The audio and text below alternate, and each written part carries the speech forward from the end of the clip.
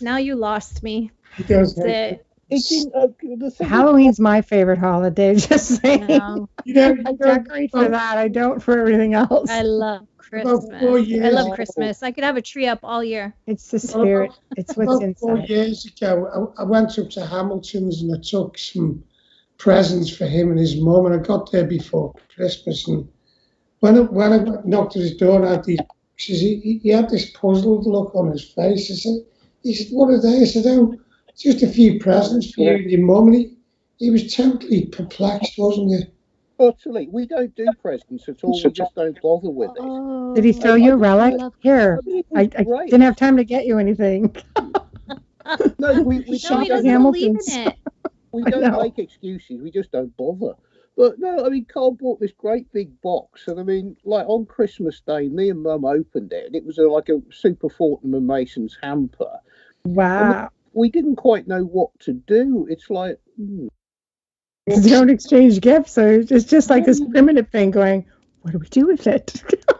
yeah, I mean, what's the catch? I mean, what's it all about? It was just, I don't know about this. We'll put this somewhere and think about this. Gosh. Hey, not everybody celebrates. Not everybody celebrates. No, I love to celebrate give at all Christmas. year. I do. I love giving gifts. Yeah. I love giving gifts all the time. Next All year. year. Michelle and I are good at surprising each other with gift cards and things just out of the blue. We're just really like- good at that. Like to give, the gift of giving. Yeah, she'll tell me she's driving somewhere, and then all of a sudden I'll just send her a Starbucks gift card. I go, here, I want to buy you coffee. She's I like, know. oh my God, yes. I know. It's Yeah. like, woo, I think It's that's fun. I'm gonna get high on sugar now. That's My great. nephew's gonna kill me because better I just ordered a whole bunch of chocolate and chips and everything for his kids, for my nephew's kids, because school's done. He's gonna kill me, and I know he's not watching because he's watching them, but he's gonna kill me tomorrow. That's It's it. Why are just the kids up? nice. That works. Do you like your They brother? they rule the house. They rule the house. Well, it's more Yeah. sensible if you see something. Oh, whatever. Mum would like a book, or odd bits and pieces. Or Yeah, or diamond earrings. why do you have to turn around? Oh, I'm sorry. You can only have something on the 25th of December. You'll have to wait 8 months. It's a stupid system. Absolutely ridiculous. You never have to wait 8 months. It's just that date is special because everybody has that spirit. It's about the spirit. I do a lot of charity at Christmas. I'm sorry, That's the what Christians works will for say me. different. Well, I'm sorry, but yeah, Okay. I was raised Roman And Catholic. I usually was bring raised it Roman down with the Catholic, but I pagan disagree. story. So, Yeah, I disagree with that part. With no, anyways, dates are all wrong. It's the they spirit of are giving. all But the wrong. Christians will say, no, that's Well, commercial. it's funny Christmas, because that's the not church has no Christian. trouble taking my but the church has no trouble taking my check at Christmas. It's like, I know. So Or the new roof. The other But, thing that I would point out, right. with all of the church rattling on about Christmas and all and that, well, wasn't it the Roman Catholics that nailed him up in the first place? What was the Thank you, Hamilton. Catholics? It was the Romans. There was no Was it? Roman Was Catholics. Catholics not been invented there? Not then, no. I think St. Peter had to get to Rome first before that, and that was about 200 years after Jesus was crucified. So not 200. And then he was It had to- crucified upside down.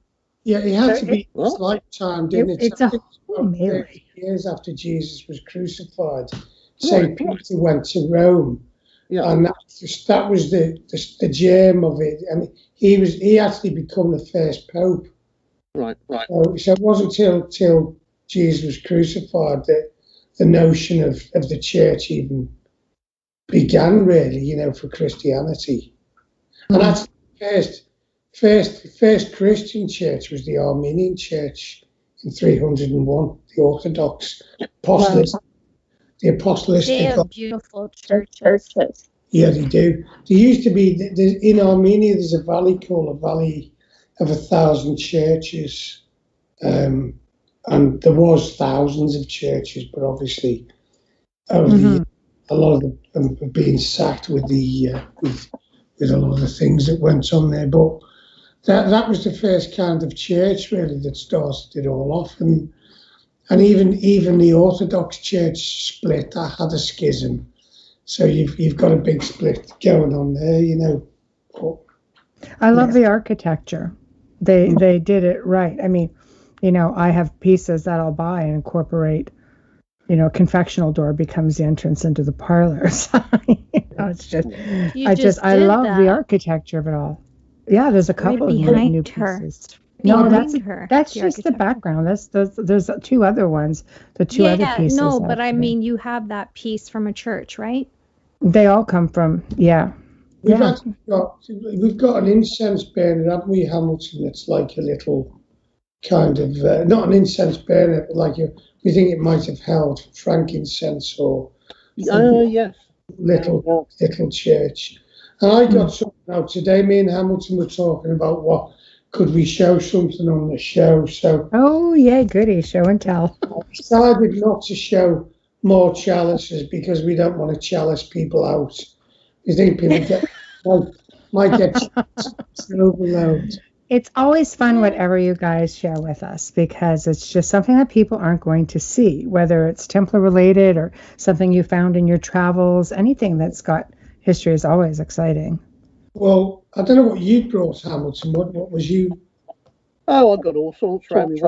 You dig out, and I just left it to you. Okay, well, I brought this, and I'm going to put a light behind it. I don't know whether you can see that. Oh, wow. Can you see that? Yes. Up a little bit higher. Let's see. So it's a plate. It's got Croix Celeste on it, and it's got the Latin initials IHS. The light away. All I can see is bright orange. Oh, can you? Let me turn the light off. Is that any better? Yes. It doesn't have a glare on it. Yeah. Yes, absolutely. So we see the cross in there. That's beautiful. Yeah. Yeah. So it's got the Croix Celeste on it, and bring it up just a little bit. Yeah, and it's inscribed with IHS, which stands for In Hoc Signo Vinces, which means by this sign we will conquer.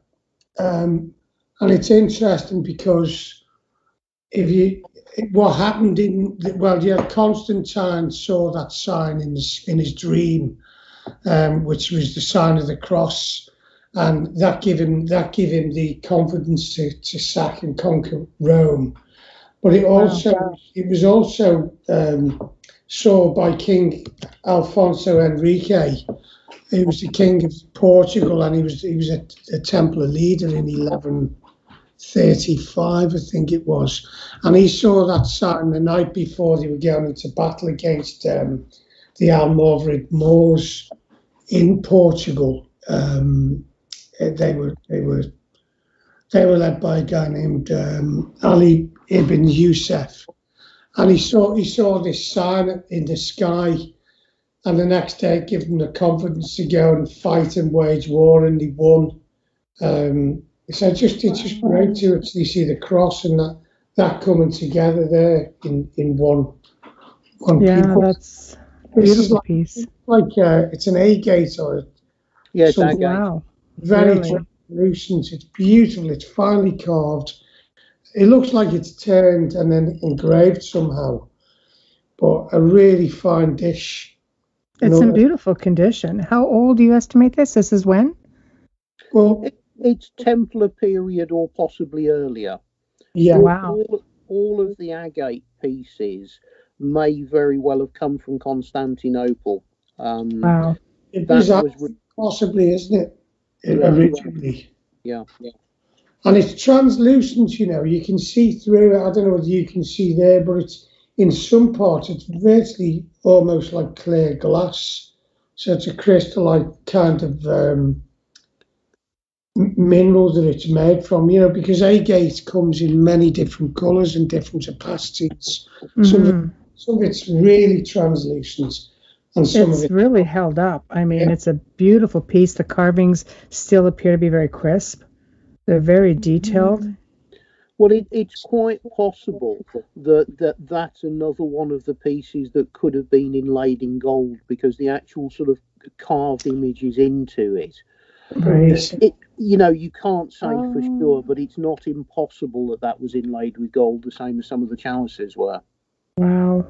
Wow. Yeah, that's beautiful. That's a beautiful piece. I love that game. What the purpose of it is, we don't know. On the cross, there's a dome in the centre that protrudes out. This actual section here is actually a dome, and I think Hamilton's right. It was almost certainly inlaid in some precious metal, but it's fantastic. And looking at that, the other symbol that sits alongside that's the famous Chi Rho. The Christian symbol that the Vatican use, which is like. How would you describe? Have you got an example at Hamilton, or how would you describe it? Not to hand. I mean, it's two letters from the Greek alphabet that is supposed to be like an abbreviated version of the word Christ, isn't it? But it's depicted in sort of a symbol as opposed to actually writing the full word. And I mean, that goes back really to the very, very early Christian period, the sort of Constantine the Great period, and cross, isn't it? In part, the actual cross, and it's got like a staff that runs through the centre with a P, kind of. Let me see if it right. Yes. What was said about that was the Templars would actually saw that as when Templars are buried, they usually cross the legs and bones. They usually break the bones. This is where the skull and crossbone comes from. A lot of the grave markers. Oh, interesting. Templar graves have a skull on the top and the crossbones, and it has actually been said that there was, I don't know how true it was, that potentially that there was originally the first pirates were not necessarily pirates. They were Templars. Templars that used that symbol, because you'll see on certain grave markers the skull and crossbones. And it's interesting that it's come from the Chi Rho, that whole idea, So the Constantine thing comes through on this, this IHSV, that's being used, and the idea of seeing a vision in the sky to follow the cross. It's all gone through for us. Hamilton said from the Byzantine period and Constantine. Yeah, so, I mean, the Templars are certainly picking up on ideas that had already been running for sort of 800, maybe longer, when they picked it up, and the same thing is on several of the other vessels as well in different sizes. So, I mean, they were running with what was already a very ancient belief system. May I ask, does this piece come from the Tomar Horde, or was this? Oh, it does, really? Wow. Yeah. Wow. I think I can't remember how, I think there's 4 or 5 agate pieces that all totally different. Or maybe the 6, I can't remember. God, some of this stuff I haven't actually seen for years. It's all rated up. Carl's in charge of it. I forget what's actually up there now. But I think there's pity. I mean, it's funny because agate, you wonder, you think of the Templars as being these, because they believed in piety and, poverty and modesty and all, chastity. So everything they touched was going to be very austere and brutally masculine. But actually, they did have fine vessels. And one of the things what we've been looking into, which is interesting, if you talk about, for example, cups and grails and stuff like that, if you go back to the old Passover Jewish rituals, before they drink from a vessel, it's got to be cleansed, to make it kosher. And one of the great things about stuff like agate and stone is it's not porous. So for a high ritual, they would never have used pottery that wasn't glazed, or they would never have used wood, because it would hold, it would be impure before a ritual. But with something like that, which is agate, you can be sure that there's no crevices or areas where food or contamination could have occurred. It could have been made pure and clean. And the Templars were very, very well known for living long lives. And one of the things they were always doing was washing properly before meals, and rituals were all about cleanliness and hygiene. And it must come back to pre Jesus days with Jewish rituals, and how they looked after themselves. And that's why some of these ritual bowls we're seeing are so fine, and so they come from they probably come from very wealthy people before they were acquired by the Templars and rebranded, as you can see with some of them, and some of them commissioned in that material from inception. I think the lifestyles, I mean, didn't they base it on the Gnostics and the Essenes and the Cathars, and that just sort of carried through a little bit? I thought I read at one point that the Cathars were practically vegan, except for fish, because for some reason they didn't think fish fell under vegan menu. But, I think in some of the literature that I've read that the Templars weren't far off. I mean, they did indulge in meat and things like that, but just not often. Well, by the standards of the medieval period, they were leading actually quite cultured lives in terms of food and drink and how they were functioning. I mean, they were way above the common man. They were doing certain days where they would be fasting. I think you only ate meat a certain number of times during the month. I mean, it was very well organized, but in its period probably would have seemed very strange to the rest of the world. But when you look at it now, it was probably very close to being a healthy, balanced diet. Yeah. So also, we were talking about this when we filmed in Israel last time, that they would have had the cuisine from the region. So, Templars who were in France would have had the local cuisine there, or what was available. And if they were in Israel, they would have had Middle Eastern food. They would have had, things like, the leavened bread or unleavened bread, and hummus and chickpea, wine. They just would have took what's available locally. Wine. Wine, good. Yeah, that works. I read that they ate. Sorry. No, I was just going to say, the original founding Templars were nobility, so they were used to the best. They didn't live on a diet prior to being Templars of bread and water. They had the best of the best. They were, the upper echelons of society, and even as time passed on, I'm sure they didn't give everything up like that. Once you've had a nice claret, you're not going to give that up, are you? You're going to still have to have a nice glass of wine now and again.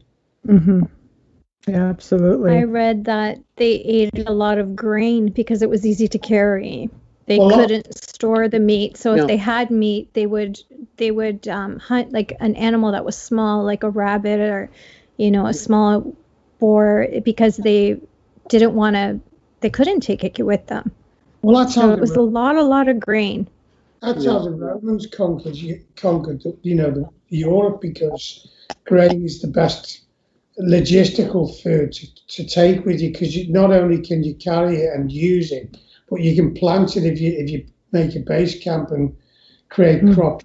You can trade for it, and it doesn't rot, like meat or that. So grain has always been a key critical thing. But that's where the Templars had problems, in some of the Crusades going back, because it wasn't quite thought through when they were going to the Middle East, about how much water they'd need in certain environments. There was many crusades and battles where they were starving and thirsty because they didn't have enough provisions. It just wasn't always that well planned. Yeah, it's sad to think about it. Really hard times for sure. When you had the Battle of Hattin on the horns of Hattin, they were absolutely parched with thirst, and that was part of the reason that they got in trouble. So logistics plays a massive part in warfare, whether, whatever, all armies have faced that, and that's the barrier to success in many instances. Exactly. I get a feedback again. But at least there's McDonald's, Hamilton? Yeah, it'll be fine. Yeah, I have no problem. I mean, I'm just looking at what's behind you. What's with the U.S. Army water bottle? I'm impressed that you caught that. My nephew just bought that for me, and he surprised me by shipping it to me because I have a rosary from World War One, and this is from World War One. It's actually dated on it, February, I believe. What was it? I have to check it. But yeah, he just gifted it to me last week. He had it shipped to me. He's found it at an auction and he bid on it. And he's like, yeah, he's a good nephew. He's really good. I'm very lucky. But yeah, it was really, really sweet when I saw it. I was just so overwhelmed. But he's like, oh, it's going to go perfect in your office. I'm like, and I was thinking, and Michelle's like, I didn't know you collect anything World War One. I'm like, I don't. I have one rosary that a chaplain carried, and I have it with documentation on it. But yeah, so I whatever I see at an auction, I collect a lot of haunted stuff. I don't really, and this one, when I held it, gave me a ton of energy, and I could see the passageways and stuff like that. So I'd like to go into meditation with it to get more of a story on it. I've only had it for a few days. So that's impressive that you saw that. I've also got an exorcism box from the same era right next to it. Okay. It's not from the war. Yeah. That's from the 1900s. That would have been inconvenient to be carting that thing around, just saying. Like boots on the ground, carrying the exorcist box. And I'm sure I'm sure they had a need for it.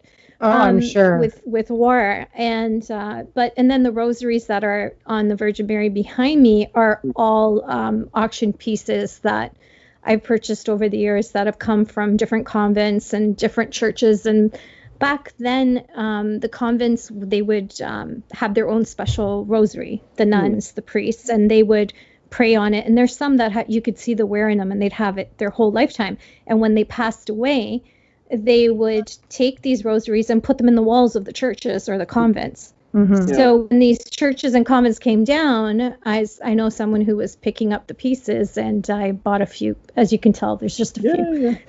But I love rosaries. So and some of it's just like weapons. For me. Not that I. Yeah, so it's not. That's the only part that we're polar opposites. You can't see the other side of my office. I buy you weapons. Can't see the other. She buys The rosaries. other side of and crucifixes. I have a wall of crucifixes. Like I'm just this far from a horror film. My wall, and I do have Templar. Thanks to Michelle, I do have a Templar cross on the wall, and in a scene, so a print. But I can't. If I turn the computer, it'll be kind of weird. But it'll get weird. Tons of. I have crucifixes from the 1800s, from the 1900s. Yeah, it's to make up for all my sins. War stuff's not overly exciting. You know what I mean? Like it's just when you get. It's nice. It is for me. Well, it is. I mean, I bought my son a Russian officer's sword, and I ended up with a whole collection of World War I and World War II stuff. And I was like, because the elderly people didn't have family, and it came from England and Nazi Germany, and like a flag, big, crazy, monstrous flag. And she goes, well, you have to take everything, but I don't want everything. I just want the weapon. But it's like, no. So now I've got all this stuff. It's like boxed and stored. So, because it doesn't blend in with anything. So, it's nice. I've got creepy stuff. Like I have stuff from asylums. I have glass syringes and the IV bottles with glass and the tube with glass. I got really creepy stuff. I just like to be, that's just me though. It's just like being different, Everybody's afraid to come in my office. It's hilarious because I have a couple dolls and stuff, but it keeps everybody out. It's my own space. So it's the only place I'm allowed in the house to have it. That's everywhere here. I don't think. Not my house. Yeah. It's only people's perception on what's creepy. It's that's right. Michelle has skulls. I've got lots of human skulls and taxidermy and it's you know, it's like going to places, isn't it? Some places you can go to and you just walk through the door and immediately it's like, no, don't want to be here. This is horrible. I've yet to find one. Yeah. I'll go anywhere. I don't care. I'm brave. I had a funny one years ago because my cousin, she was going out with this guy and he never told her what he did for a living. So in the end, she said, look, if you don't tell me what you do for a living, that's the end of it. I'm going to call it a day on the relationship. So he wouldn't tell her, so she wouldn't answer his calls. And he kept banging on the door. He said, I'm going to marry you. I'm going to marry you. And she said, well, you'll have to tell me what you do for a living. And it turned out he was an undertaker. His family were undertakers. In a place called Brighton. That's awesome, though. So she That said, wouldn't scare me, but the fact that he was knocking and banging, saying, I'm going to marry you, would scare the crap out of me. I'd run the other way. So she ended up marrying him. And not only did she end up marrying him, she ended up taking an embalming course, a funeral doctor. Good for her. And she loves the job and, you know, embraced the whole thing. And I remember as a kid, I thought, oh, that's a bit weird. You know, they invited us up for Sunday dinner once, and the house was above the funeral parlour, and I thought, oh no, I can't be having my Sunday roast. I bought out. I homes. like funeral. I had a huge funeral collection. Yeah, I just sold like most of the funeral homes as well. collection. Yeah. Really? What did I you have have? no problem because I have conversations with them, right? Being a medium, I'm constantly seeing spirits. So for me, it's just like walking into a room full of people. It's not the same. I don't have any, not at all. Like I could walk through the whole thing in the dark, be fine. No. Horror films from America as kids, you know. There was one, oh God, I've seen loads of them, and it was just the Hammer House of Horrors, and you just think of, you know, dead people, and it's like But they just make it worse than it Hollywood. has to be, honestly. Yeah. We had a good part of the house had like coffins and caskets and everything. I parted with a good chunk of it just last year, and I have one that I kept was an Oddfellows 1854 toe pincher coffin, and it had but they were using a paper mache skelly in it instead of, you know, obviously putting their grandmaster in there, and it's in beautiful condition. It's the only one out of everything that I've kept, out of all my funerary pieces and the church pieces, and I've got skulls and skeletons, and you know, I think somebody has to be caretaker for that, right? As collectors, you would have to understand that, right? Yeah, like totally. Yeah. You have to, like, my oldest skull let is Michelle like do 600 or that. 700 years old, you know, like, Okay. so somebody's got to watch out for it. Skulls and skeletons, I've got no problem with that. It's just there's a thing in my mind of a macabre sort of image as a kid of, you know, undertakers and all these scary I don't do weird ceremonies with them or anything. That's what you're thinking. They're all behind glass. Just But takes care of them. I take care Yeah. of them. Yeah, it's just weird. I mean, it's You get used to it after you've been to her house a few times, sitting in the dining room and looking at skulls and the curio is just normal. But it's a medieval You have to dining be room. there a few Everything's times. just old and carved, and they blend right in the corner. It's just like, the Addams Family when you was a child. sorry? Did you like the Addams Family when you was a Very child? much so. And the Jesus Munsters. Christ. I It's loved actually my ringtone. Such a weirdo, but I am. She still does. Yeah. I do. It is. It's crazy, but I don't know. There's just some pieces, like, you know, some pieces just sort of call to you. There's a lot of stuff I got rid of. There's a lot of stuff that I believe, much like Hamilton, things find you, and you end up having to take care of it. Like I said, I'm not big into the war stuff, as Hamilton can attest to with what little package I sent him. Here you go. This is so not for me. But That you is place for a things special where they person, need though. to be, Yeah. right? That's just the way it goes. It has to keep going on a journey, and eventually these pieces will find their way. And after a while, you just meet people, and you're like, you know what? You're the person that should have this. And I'm sure there'll be other people I meet in my life that will look at parts of my collection and go, you know what? The journey won't end with me. It'll move on. I can't take it with me. Yeah. So it's best that it move on to somebody else who can do something with these pieces. Right? I already told my daughter after I updated my will, I said to her, I know it's going to be difficult for you to go through my office, but should I pass before Michelle, and I pray I do, because I don't think I could handle her going first. Oh my I gosh. said, you make sure that it goes to her and just let her come in and she'll take care of it. And she's like, okay, that works for me, because she won't come in here. And the printer's in here. So when she prints something, she just leaves it there. And I have to find it and then deliver it to whoever just printed something. I'm like, really? It's not a big deal. You know, I think my chair, that 500-year-old chair I have in the corner, is a lot more dangerous than the dolls or the water canteen or, you know, the crosses. Yeah, it's fine now, but I mean, for a long time it was bad. But you know, no, you're funny. Everybody has to there has to be a caretaker for everything, you know, everything. And I think, what would we do without undertakers? They are a special kind of people. They really are, because they're taking care of people at the worst point, period, you know, after the passing. And I have a great deal of respect for them. I do. I met a girl, and I don't know how we got talking. And I said, "What you doing?" She said, "Oh, I address bodies at an undertaker's." And I said, "Can I ask you what, you know, do you like doing it?" She said, "Oh, I love doing it." And I said, "Why?" She said, "Well, I get to look after them and present them for the families in the best possible light." And she said, "I'm proud of what I do." And you know, and she said, I thought, I totally get that. And I never even considered that type of world before. I got talking about some of the funny aspects of it. She said about these things called caps. I said, what are caps? She said, God, I had so many of those. She said, just put them under. when you die, the first thing that just drains away your eyeballs. So they've got these like caps that they just put in under your eyelids to give the illusion that your eyes are still there. But actually, if I would have known we were going to talk about this, I had pulled out some caps, because I think I kept a couple of boxes out of like a gazillion that I had when I bought out the funeral home. Yeah. So you just I don't want to see that. It's creepy when you see the children ones, though. Really? Like this, I know it is. That's the one thing I can't handle. No, that's really.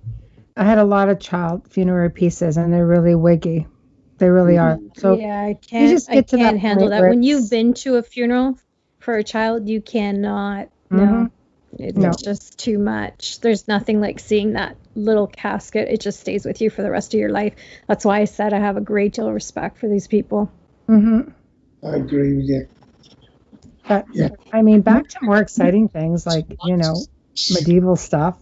Yep. Gloom and doom. We're going to talk gloom and doom. Let's get back into medieval gloom and doom. So, what do you have, Hamilton?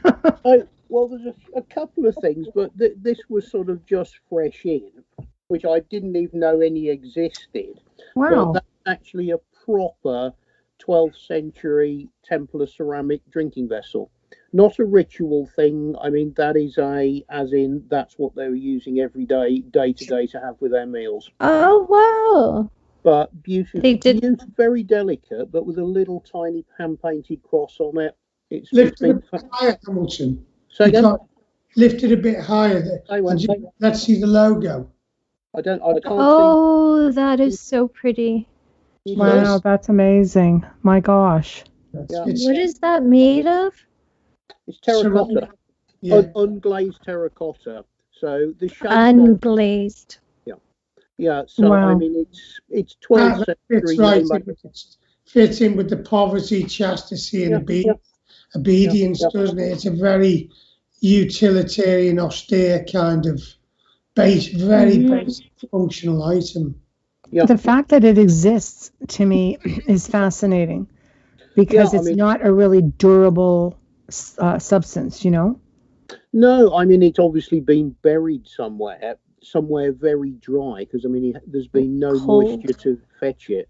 But no, very unusual thing. I'd never seen one illustrated before. I mean, I've seen medieval pottery. I mean, I've had lots of that, but I've never actually seen something that you could positively say is Templar. Wow. So that's a good little thing. I mean, I don't quite know because I can't see myself. I don't really know what you can see or what angle you're at. Yeah, no, we could see the front. Yeah. Oh, it's I mean, beautiful. Yeah, very delicate, a beautiful shape, very simple. Wow.